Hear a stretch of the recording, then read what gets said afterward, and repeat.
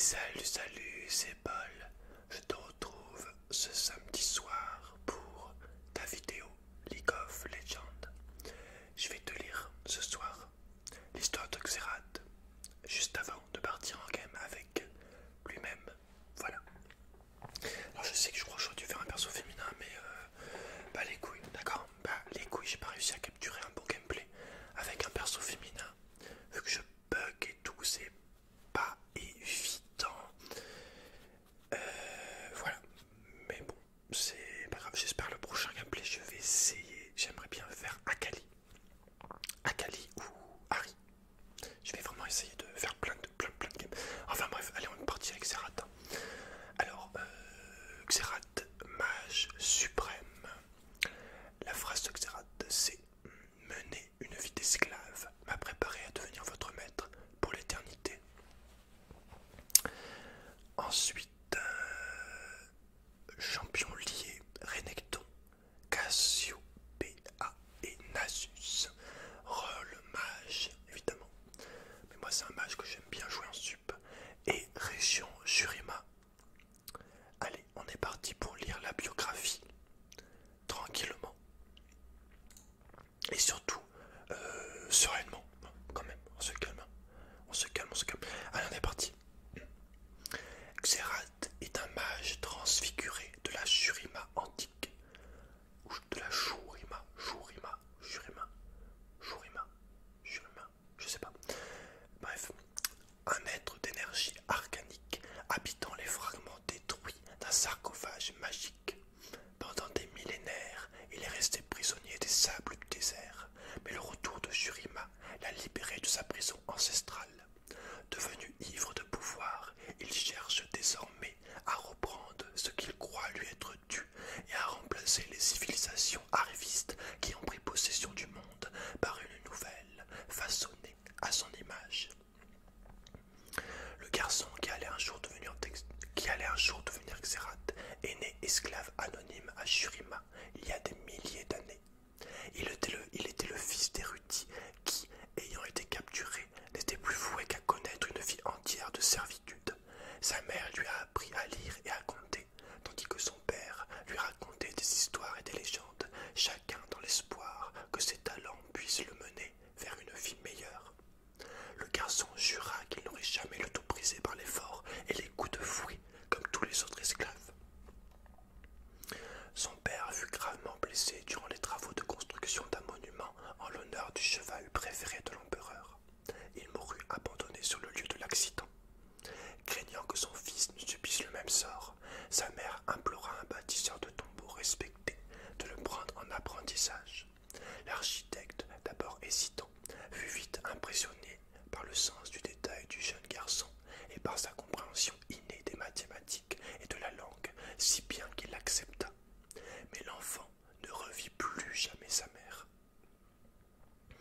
Il était un disciple si appliqué que son maître l'envoyait presque quotidiennement à la grande bibliothèque de Nasus pour en rapporter des textes et des plans spécifiques. Lors de ses courses, il rencontra Azir, le fils le moins aimé de l'empereur.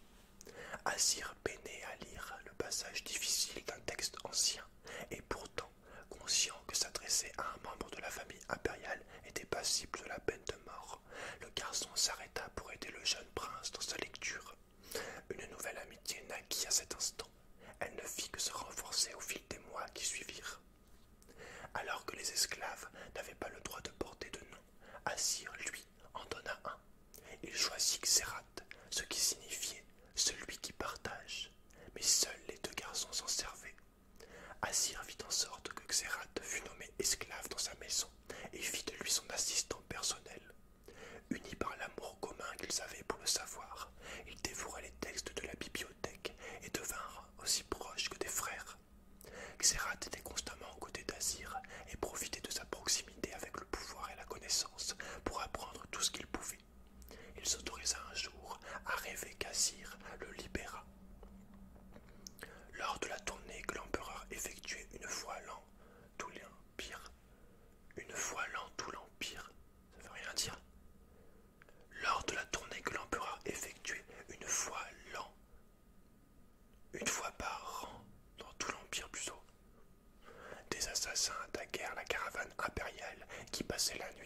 d'Oasis. Xerath sauva Azir de la lame d'un d'entre eux, mais tous les frères d'Azir périrent dans l'assaut. Le jeune prince n'était plus qu'un cheveu du trône de Shurima, En tant qu'esclave, Xerath ne pouvait s'attendre à aucune récompense, mais Azir lui fit la promesse qu'il serait un jour comme des frères. À la suite de cette tentative d'assassinat, Shurima vécut de longues années dans la peur du châtiment de l'empereur. Xerath connaissait suffisamment bien l'histoire et les coutumes de la cour shurimienne pour savoir que la vie d'Azir ne tenait plus qu'à un fil. Être l'héritier du trône ne signifiait rien, car l'empereur le haïssait d'avoir survécu là où ses fils chéris avaient péri. Plus dangereuse encore, la femme de l'empereur était toujours en âge de porter des enfants, et, par le passé, elle avait donné naissance à de nombreux fils en bonne santé. Il était ainsi très probable qu'à la couche d'un nouvel héritier mâle, ce jour-là, Azir serait condamné. Bien qu'Azir fût avant tout un érudit, Xerath parvint à le convaincre qu'il devait apprendre à se battre s'il comptait survivre, ce qu'il fit. En retour, le jeune héritier releva le rang de Xerath et l'encouragea à poursuivre son éducation. Les deux garçons étaient doués. Xerath était un élève particulièrement brillant qui se plongeait avec enthousiasme dans l'étude du savoir. Il devint le confident d'Azir et son bras droit, ce qui n'avait jamais été vu auparavant pour un simple esclave. Cette place lui offrait une grande influence sur le jeune prince, trop grande selon certains. L'héritier comptait chaque jour davantage sur l'opinion de Xerath. Xerath consacrait le moindre de ses efforts à la recherche du savoir, quel qu'en fût l'emplacement, le coût ou l'origine. Il ouvrit l'accès de bibliothèques, fermées depuis une éternité, s'enfonça dans des caveaux oubliés et consulta des mystiques inhumés dans les profondeurs du désert. Tout cela parce qu'il était assoiffé de connaissances et d'ambition. Son avidité ne pouvait plus être contenue. Lorsque le récit de ses expéditions dans des lieux malsains se murmurait dans la cour impériale, il trouvait des moyens astucieux de les faire taire. Le fait qu'Azir ne mentionnait jamais ces murmures était pour Xerath l'approbation tacite des méthodes pour lesquelles il assurait la sécurité de son empereur. Tacite ou tacite, je sais pas, j'ai jamais vu ce mot.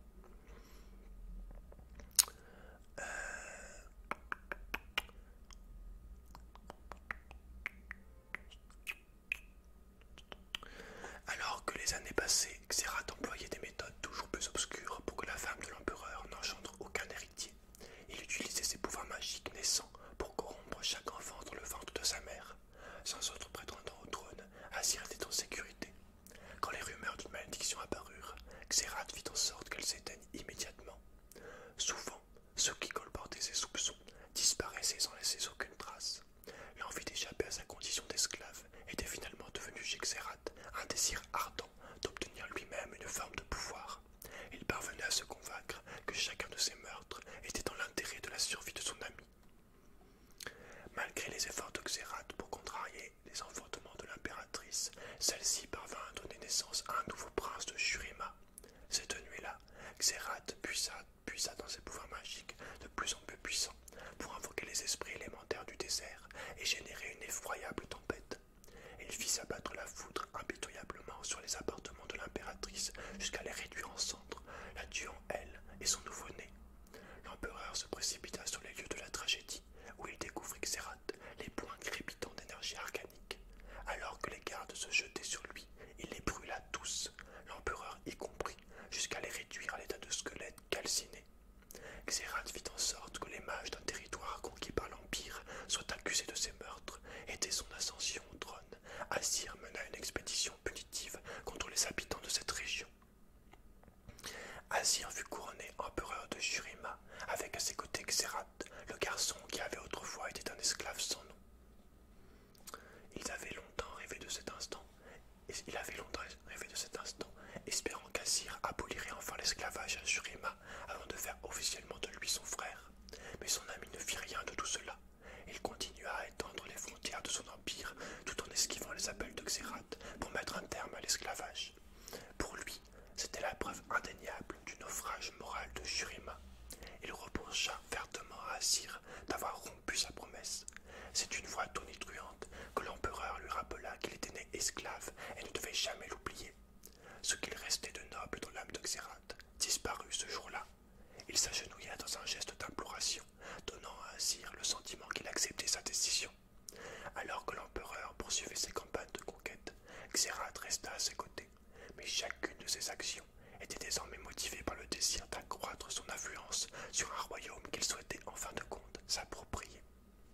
Voler un empire n'était pas une tâche aisée. Xerath savait qu'il lui fallait devenir plus puissant.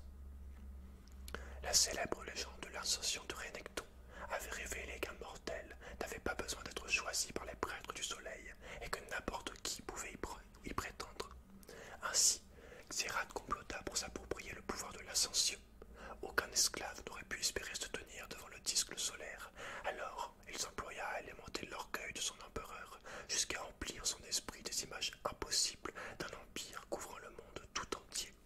Un tel rêve ne pouvait être envisageable que si Azir procédait à l'ascension, comme tous les grands héros de Shurima avant lui. La persévérance de Xerath finit par payer le jour où Azir annonça qu'elle allait procéder au rituel de l'ascension, car elle prétendait avoir gagné le droit de devenir un être transfiguré à l'image de Nasus et de Renekton. Les prêtres du soleil tentèrent bien de protester, mais il était si rongé par l'orgueil qu'il leur promit de les torturer jusqu'à la mort s'ils ne s'exécutaient pas.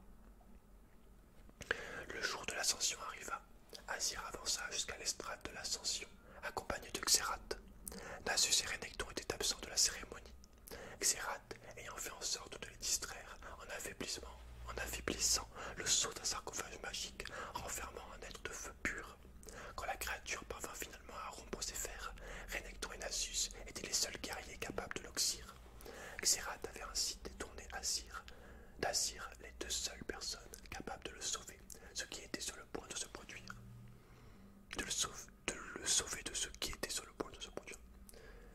Azir se plaça sur le disque solaire, mais alors que les prêtres étaient sur le point d'entamer le rituel, les événements prirent une tournure que Xerath n'avait pas anticipée. L'empereur se tourna vers lui pour lui dire qu'il était désormais un homme libre. Lui et tous les esclaves de Shurima étaient libérés de leur vie de servitude. Il l'enlaça avant de le nommer son frère pour l'éternité. Xerath était abasourdi. Il avait enfin reçu tout ce qu'il désirait, mais la réussite de son dessein dépendait désormais de la mort d'Azir, et plus rien n'allait l'empêcher de le mener à bien. Trop de choses étaient en jeu, et Xerath avait consenti à trop de sacrifices pour renoncer, même si une partie de lui le désirait désormais.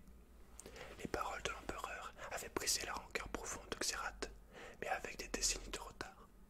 Ignorant le péril qui l'attendait, Azir se retourna, bien que les prêtres initiaient le rituel qui allait canaliser la puissance du soleil.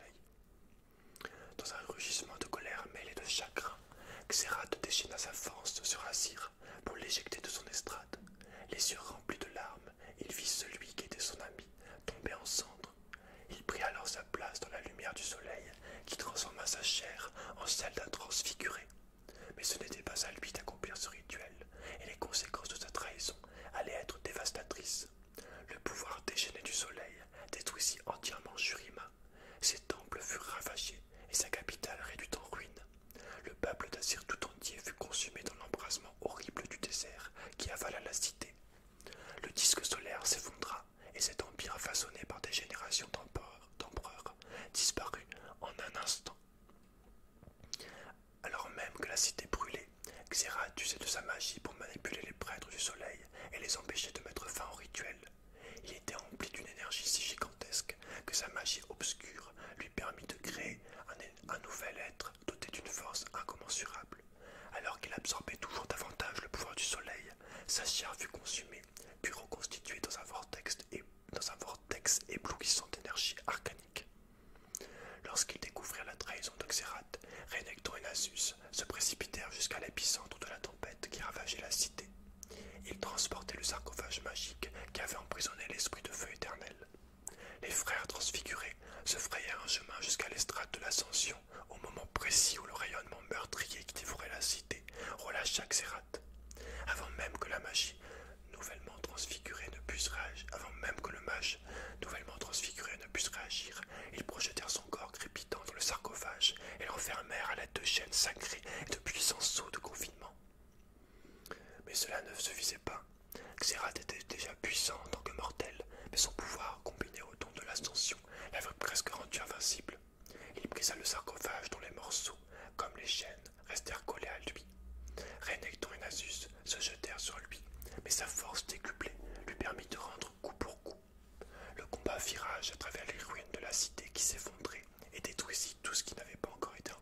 sables. Les deux frères vinrent attirer Xerath vers la tombe des empereurs, le plus grand mausolée de Shurima, dont les verrous et les chambres étaient inviolables. Il ne répondait qu'au sang des empereurs. Renekton poussa Xerath à l'intérieur du tombeau, puis demanda à Nasus de le refermer sur eux. Ce dernier s'exécuta, le corps lourd, bien conscient qu'il s'agissait pour lui du seul moyen d'empêcher le mage de s'échapper.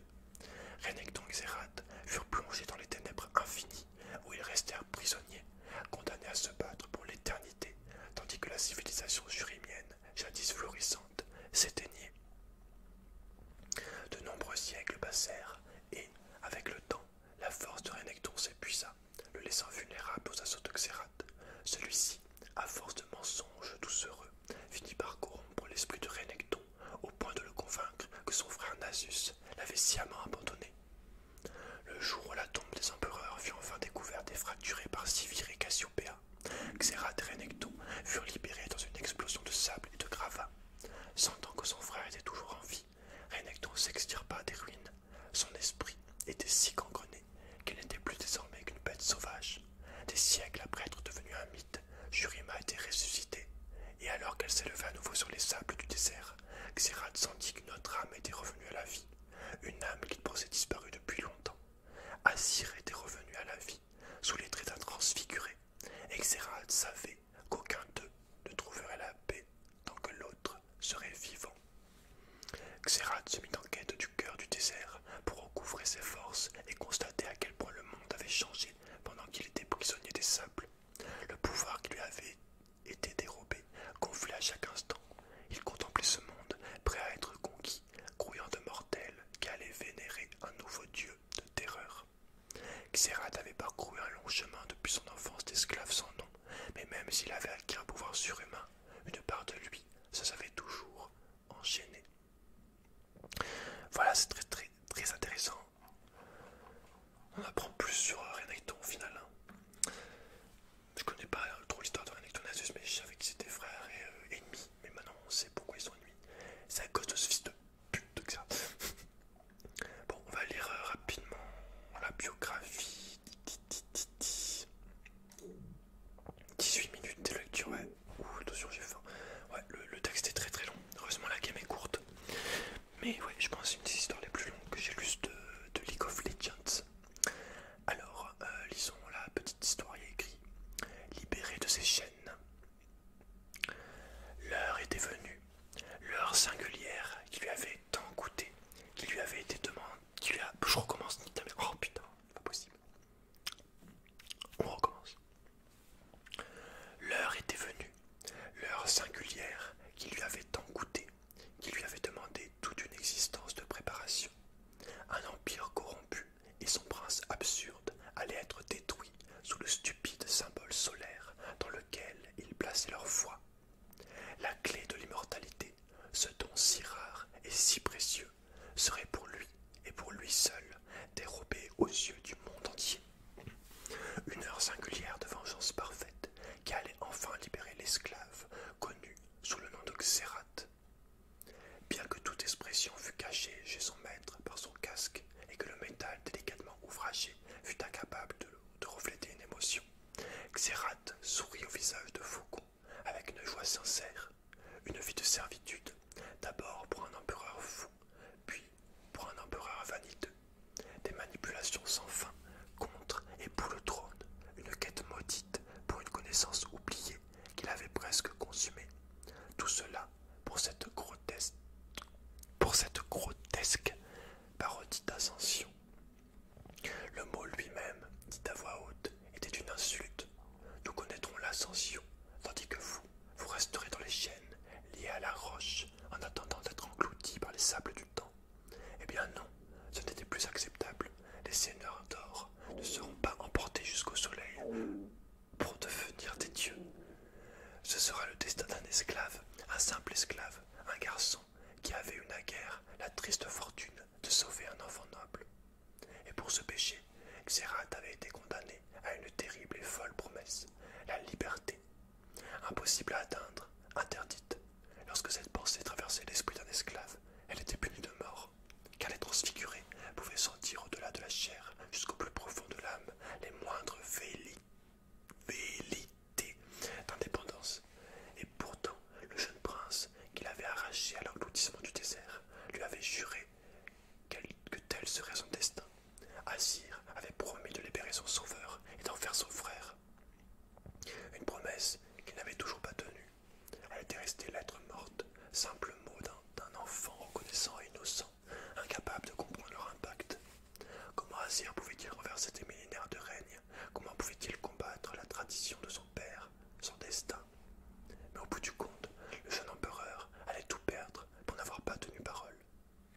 Xerath fut donc éduqué et élevé dans la hiérarchie pour devenir enfin le conseiller d'Assir.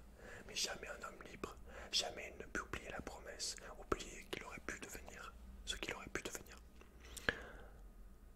En fait, c'est la même histoire mais en courte, je crois. On avait ôté à Xerath une chose très simple, le droit de décider de sa vie. Et pour cela, il allait tout prendre, tout ce qu'il méritait, l'Empire, l'Ascension et la plus pure forme possible de liberté. À chaque nouvelle marche vers la grandiose estrade de l'Ascension, respectueusement placée derrière l'empereur et flanquée par les stupides sentinelles censés protéger Shurima, Xerath se sentait davantage possédé par une joie qu'il ne comprenait pas. Pourquoi un tel enthousiasme? Est-ce que la vengeance apportait la joie? Ce qu'il ressentait était presque physique. C'est à cet instant que son tourmenteur, dans son armure d'or, s'arrêta brusquement. Il se retourna et il marcha vers Xerath. Se doutait-il de quelque chose? Comment était-ce possible? Cet enfant gâté et imbu de lui-même, cet empereur faussement généreux, dont les mains étaient aussi couvertes de sang que celles de Xerath lui-même. Mais même s'il savait, il était trop tard pour arrêter le massacre déjà initié. Xerath avait prévu toutes les hypothèses. Il avait acheté, tué, corrompu, comploté pendant des décennies. Il avait même trompé les monstrueux frères Nasus et Renekton pour qu'ils restent à distance de l'événement. Mais cette démarche soudaine, il ne l'avait pas prévue. L'empereur de Shurima, le dieu soleil, le bien-aimé de la mer désert, le presque transfiguré, ôta son casque, découvrant ses yeux souriants, et il se tourna vers son plus vieil ami. Il parla de l'amour des frères, de l'amour des amis, des combats menés en commun, des victoires et des défaites, de l'avenir et au bout du compte, de la liberté. À ces mots, les gardes vinrent encadrer Xerath, l'arme hors du fourreau. Ainsi donc, l'empereur savait, les plans de Xerath avaient-ils échoué. Mais les imbéciles en armure le saluèrent, ils ne le menaçaient pas, ils l'honoraient, ils le félicitaient, ils saluaient sa liberté. Son maître détesté venait de le libérer, de les libérer tous. Nul à Shurima ne porterait plus jamais de chaîne. Le dernier acte humain d'Assir était de libérer son peuple. Le rugissement de la foule immense aurait empêché Xerath de répondre, quand bien même il aurait su quoi dire. Assir remit son casque et se dirigea vers l'estrade, tandis que ses suivants le préparaient à une divinité qui ne viendrait jamais. Xerath se tenait dans l'ombre immense du disque solaire, sachant que les ultimes instants de l'Empire étaient sur le point de s'écouler. Trop tard, mon ami, trop tard, mon frère, beaucoup trop tard pour nous tous. Et voilà, après, on connaît la suite. Moi j'ai faim là, c'est chaud. C'est chaud, Mimi. Bon, je te retrouve tout de suite pour la page de runes, après on part en game. Allez, go. Alors, pour les runes utilisées sur Xerath dans cette partie, et celle que j'utilise généralement avec Xerath, c'est tout simplement ma page de mid que j'utilise pour tous les mid qu'on des stun. Genre Lux, Xerath, Brand, Vel'Koz, etc. Donc, on prend évidemment en arme générale sorcellerie. En rune fondamentale, comète arcanique. Et après, ruban de mana, concentration absolue. Vu que tu es quand même assez loin de ton ennemi, tu peux le snipe et du coup, tu as souvent plus de vie que le mec. Voilà, c'est du poke, du poke, du poke. Et tu peux le tuer d'un coup, peut-être si tu mets le stun. À partir du moment où tu mets ton stun, tu peux mettre ton set, c'est pas compliqué avec Xerath de lancer le stun. Mais du coup, concentration absolue, je trouve que c'est pas mal. Et après, tempête menaçante. Et en deuxième, arbre, tu vas prendre domination. Donc moi j'ai pris chasseur d'ultime là, je décide de changer un peu. Si tu veux faire plus de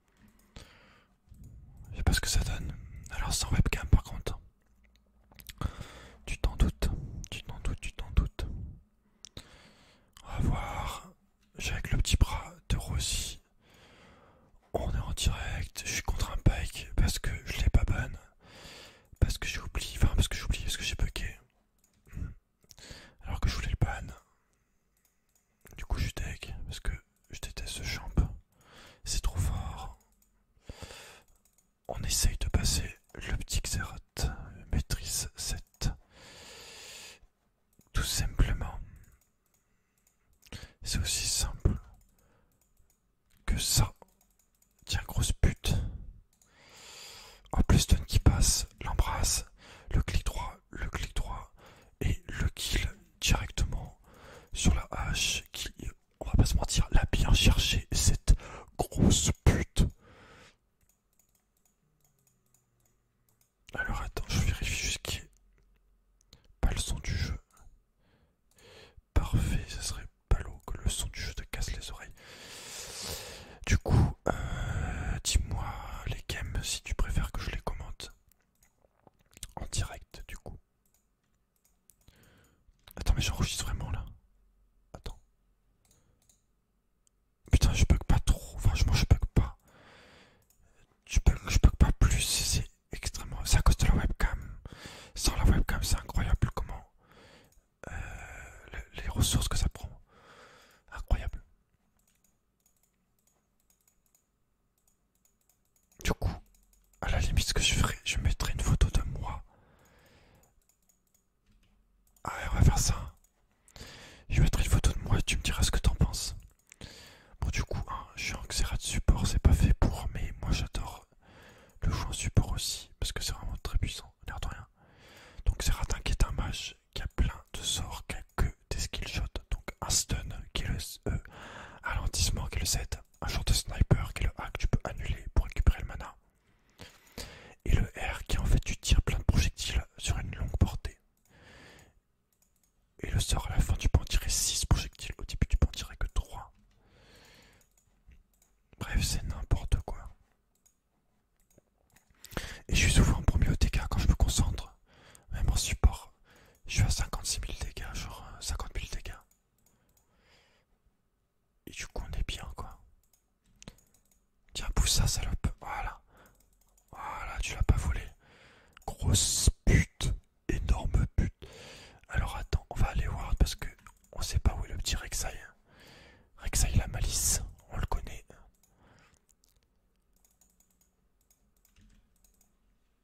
Allez, on lui poke sa mère. C'est tranquille pour l'instant, 3-0. Tout se passe comme prévu. Il est 4h30 du matin. Attrape ça. Attrape ça. Attrape ça. Voilà. Et là maintenant on va back. Je lui ping que j'ai plus de mana, histoire qu'il fasse pas trop le con. Je lui dis calme-toi, quoi. Calme-toi, l'astico. Tout simplement. Il faut l'avertir de... Putain... Ah bah tiens, regarde. Voilà, quand on parle du trash. Voilà, nice trash. Ah, en plus il y en a un qui a quitté la partie. Yes, pendant le dragon en plus. Yes. Bon, une des grandes raisons pour laquelle je déteste les gens en équipe, c'est que tu joues avec des gens en fait. Et les gens sont très instables, hein. Ils sont nuls déjà de une. Et puis ils sont cons aussi. Ouais. Bon, bah du coup on a perdu notre jungle. Kog'Maw se suicide parce qu'il est pas capable de back. Mais ce qui m'affole le plus c'est le jungle quoi. Parce que s'il revient pas, ma game tombe à l'eau quoi. À moins qu'on la gagne en 4v5. J'en doute un petit peu.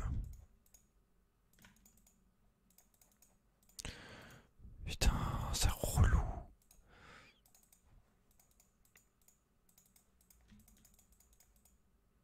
Ça se trouve il a déco parce qu'on l'était pas au drag. Mais vu que j'ai muté tous les pings, j'ai muté tous les messages. Ça serait marrant que ça soit ça.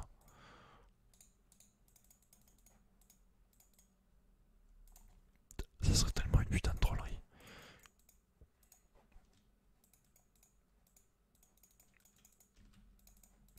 Putain mais elle c'est une handicapée. Ah merde, direct ça. Ah, j'ai pas de sort. Ouais. J'ai obligé de flash. Ah, en vrai j'étais pas obligé de... En vrai j'étais pas obligé de flash je pense. Ouais, en vrai j'ai fait de la merde. Ok, yes, allez. Oh merde. Ok, ça, il y a les creeps. Je vais les slow. Kata devrait ramasser. Voilà, parfait, bien joué. Yes,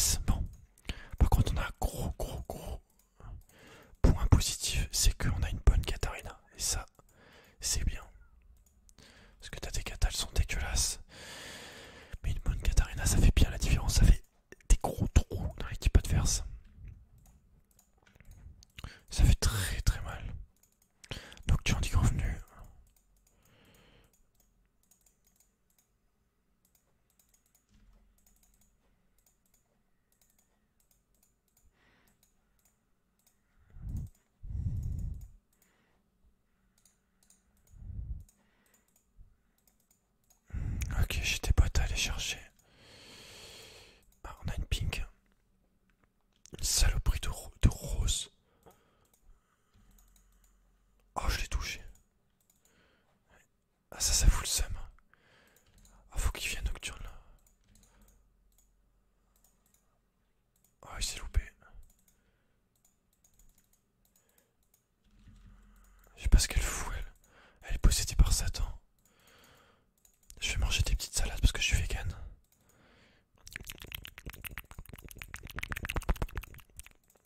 Elles sont bonnes. Elles sont bio. Alors est-ce qu'on peut pas tirer au pigeon ce putain de vampire? 0. Ok, un tir au pigeon. Qu'est-ce qu'il fout? Y'a moyen que tu me respectes ou pas? Ah, t'as de la chance, sourasse. Ah, apparemment on n'a pas fait le trek du coup. J'ai toujours mes potes à aller chercher. Je suis plein aux as. Karen qui s'est fait baiser. Alors regarde Kata là, elle va hit. T'es prêt ou pas? Kata va se suicider dehors.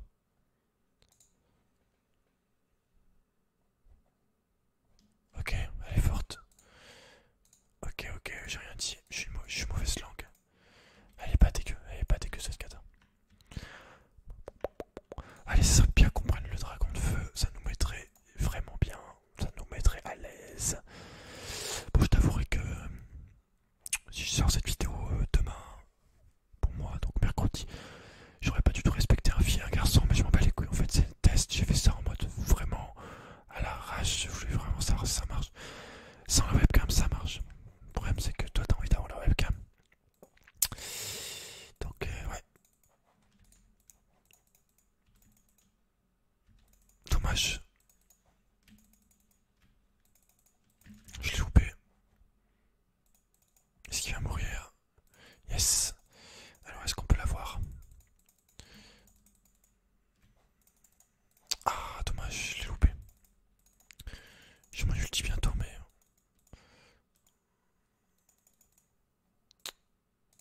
Ah, on a le poteau Exile qui vient nous dire... Arrêtez-vous. Il vient nous faire arrêtez-vous. Mais qui peut me stopper? Qui peut me stopper? Je te le demande, Exile. Toi? Ouais, c'est ça, elle fait le malin. Alors là, ils arrivent. Allez, moins ça. Toi, tu veux quoi, toi? Tu veux quoi, fils de pute? Tu veux le tarif? Oh, il m'a donné un bleu. Oh, j'adore. Quand t'as un bleu sur Xerath, tu te mets trop à l'aise. Je crois cacher la FK. Putain, vivement que je puisse faire des lives. Allez, bouffe ça. Voilà. Bouffe ça, bouffe ça. Voilà. Toi, bouffe ça. Oh, ok. Attends, tu vas en avoir, Allez, bouffe ça. Voilà. On va mettre l'item ici.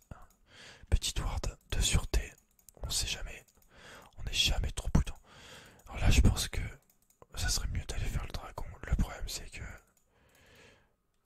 Kata est en haut. Du coup, l'ermite est potentiellement. Bon, ok, ça va. Ils sont vraiment pas bien dans leur game. Oh oui, ils prennent un kill sur cet abruti Timo. Moi, pendant ce temps-là, je continue le harcèlement. Oh. Tiens, mange ça. Même là-bas, je te nique. Même là-bas, je t'enquiquine. Allez, on va chercher notre petite œil d'éveilleur pour veiller sur nos alliés. Ah, ulti nocturne. Ok, un kill. Karen qui va peut-être pouvoir récupérer un deuxième kill. Enfin, un kill sur Vlad. Allez, il faut mettre son Q-spell. Allez, on se dépêche. C'est pas bien compliqué.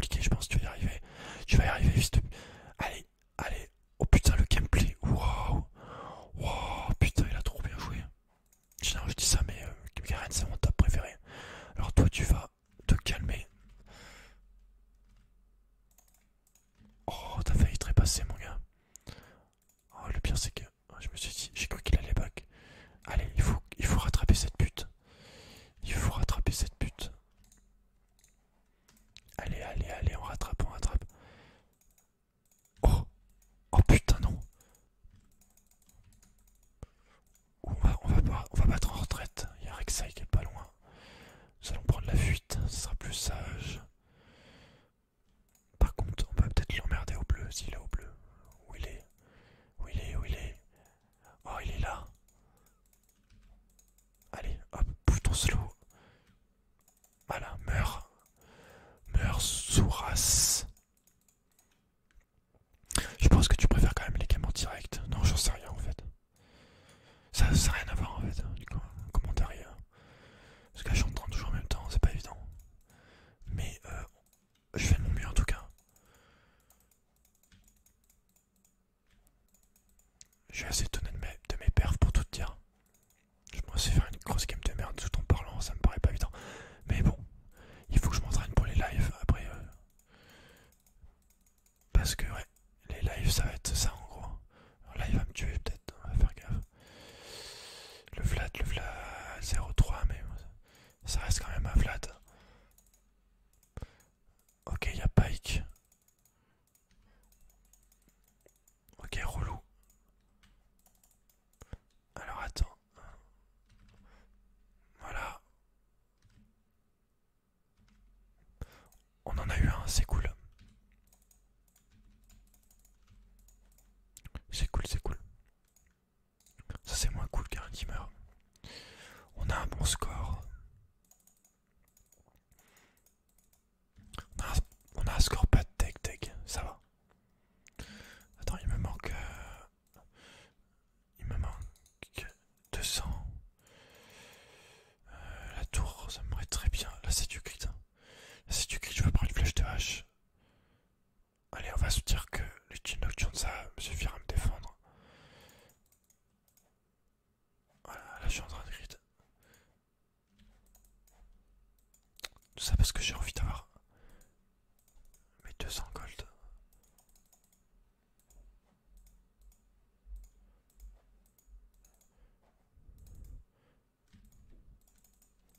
Allez, on back cette fois.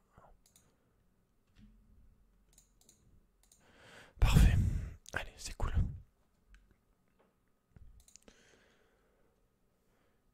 Le petit Sonia qui est complété. On va acheter la brouilleur.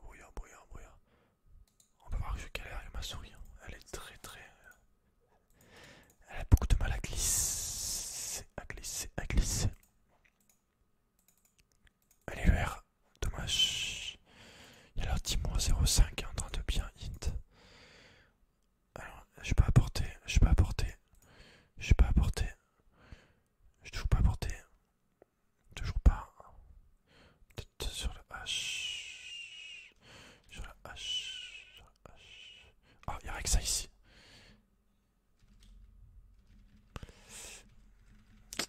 Ouais, je peux pas.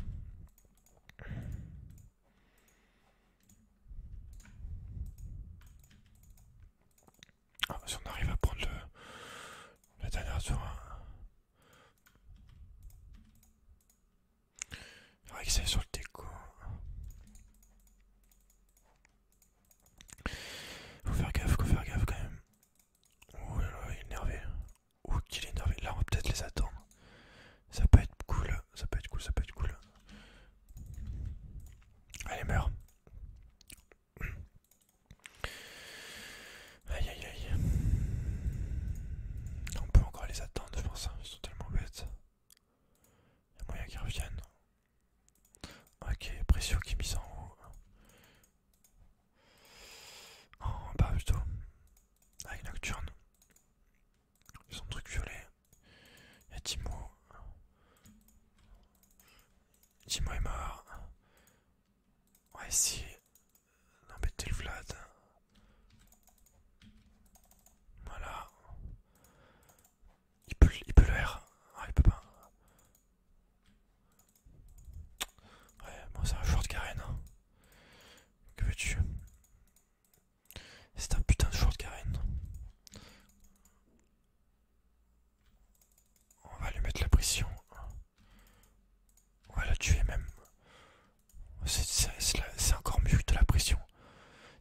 mission avancée.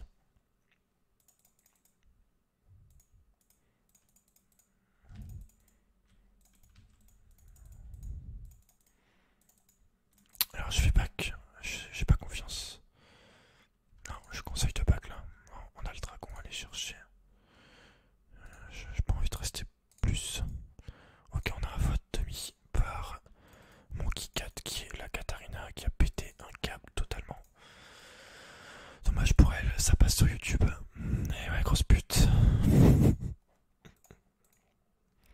Allez mec, il pète des câbles. Elle a dû mourir comme une merde, on avait 3 et du coup. Ah ça c'est chiant. Ok. Là il faut le tuer, faut le tuer, faut le tuer.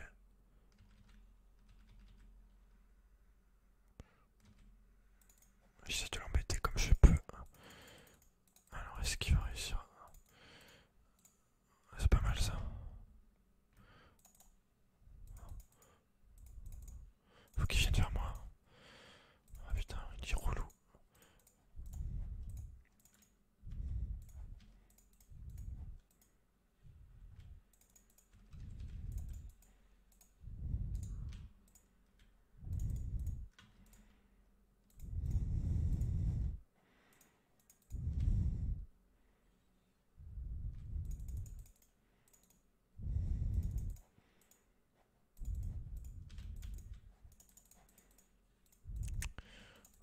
En même temps, c'est pas étonnant qu'elle meurt vu ce qu'elle fait.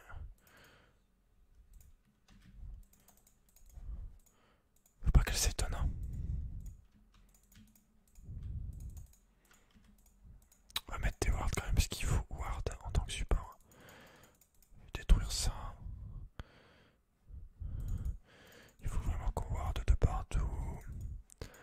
Tout partout, tout partout. Allez, tu peux l'avoir, tu peux l'avoir. Vas-y, vas-y, vas-y, vas-y. Je suis là, je suis là, je suis là. T'inquiète, t'inquiète. Il est mort.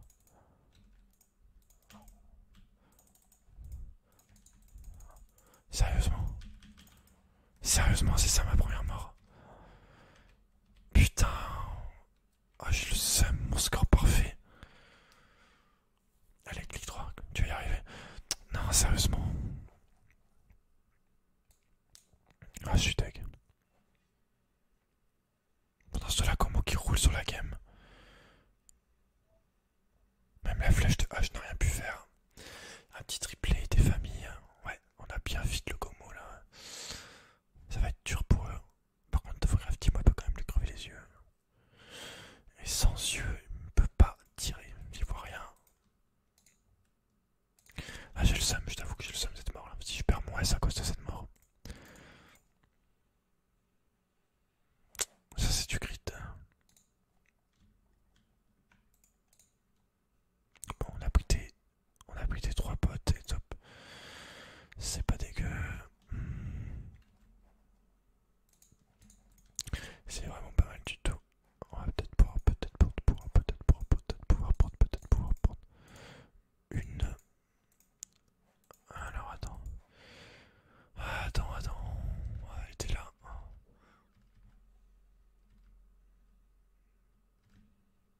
Voilà.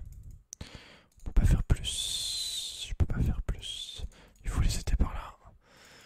On va pouvoir prendre les lignes bleues. Ils peuvent pas faire grand chose.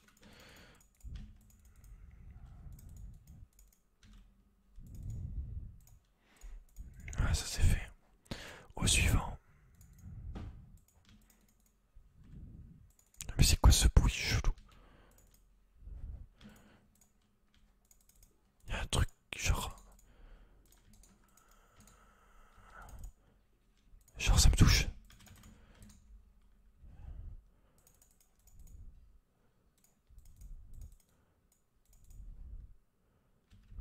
J'allais avoir mon stun bientôt, putain.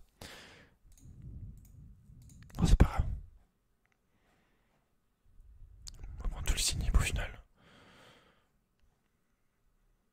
Allez, crash, putain. C'est crash fort. Y'a pas crash assez fort.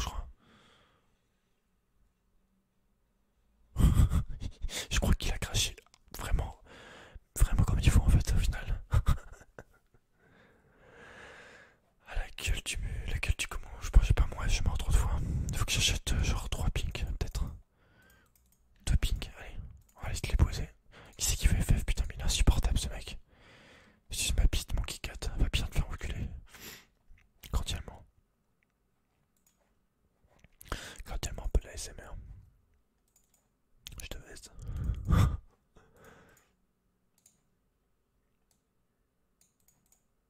Allez, on va mettre cette ping là. Après, on va faire genre qu'on met des wards.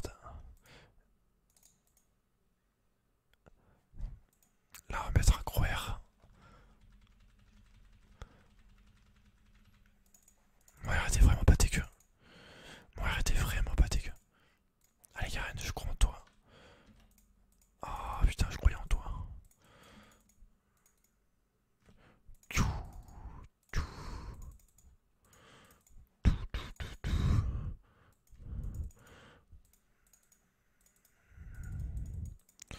Il faut qu'on pose notre ping. Voilà maintenant.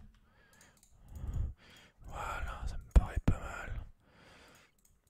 Allez, j'espère. Détruisez-moi cette fucking base. Ouais, ouais, ouais, ouais, ouais, ouais, ouais, ouais, ouais. C'est bien ça. Est-ce qu'on va voir? Oh putain, Timo. Oh putain, Timo. Oh, Timo. Non, Timo, s'il te plaît. S'il te plaît.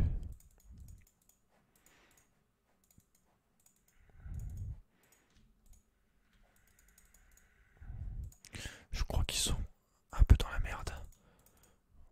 Ah, ah d'accord. On va les harceler. Voilà, c'est bien ça. Ça, c'est moi bien par contre. Elle aime bien go toute seule comme une trash, j'ai remarqué. Ah, ça tu touches pas.